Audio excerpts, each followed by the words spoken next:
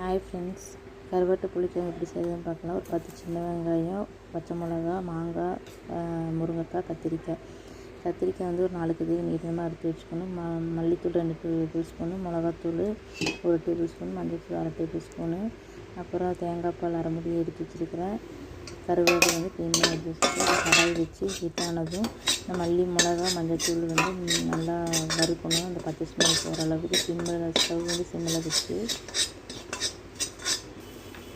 அப்புறம் அறுத்து வச்ச முருங்கைக்காய் வந்து அதில் போட்டு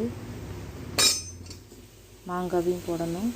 நான் மாங்காய் வந்து 2 மாங்காய் போடுறதுனால புளி வந்து ஒரு லெமன் சைஸ் அளவு வந்து கரைச்சி எடுத்துருக்குறேன். ஒரு நல்லா கொதிக்க விடணும்.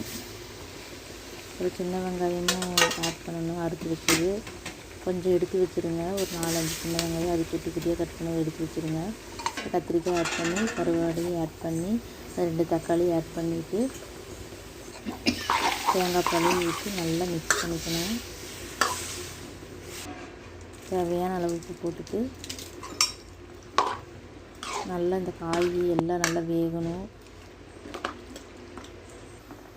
நல்லா கொதிக்க விடணும். நல்லா கொதிக்க விட்டு அந்த காயெல்லாம் நல்லா வெந்து வரும். அப்படியே மணம் நல்லா வரும். அவரை கட்டி வர டைமில் நல்லா எண்ணெய் வந்து ஒரு 2 டேபிள் ஸ்பூன் ஊற்றி, 1 டேபிள் ஸ்பூன் வந்து வெந்தயம் போட்டு பொன்னிறம் ஆனதும் பொடி பொடியாக கட் பண்ண 4-5 சின்ன வெங்காயம் போட்டு அது பொன்னிறம் ஆகிற வதக்கணும்.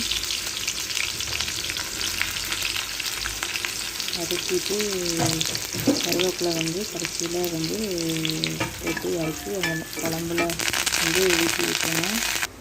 கருவாட்டு குழம்பு ரெடி. இந்த வீடியோ உங்களுக்கு பிடிச்சிருந்தா லைக் பண்ணுங்கள், கமெண்ட் பண்ணுங்கள், சப்ஸ்கிரைப் பண்ணுங்கள். ஃப்ரெண்ட்ஸ், குழம்பு ரெடி ஆகிடுச்சு ஃப்ரெண்ட்ஸ். தேங்க்யூ.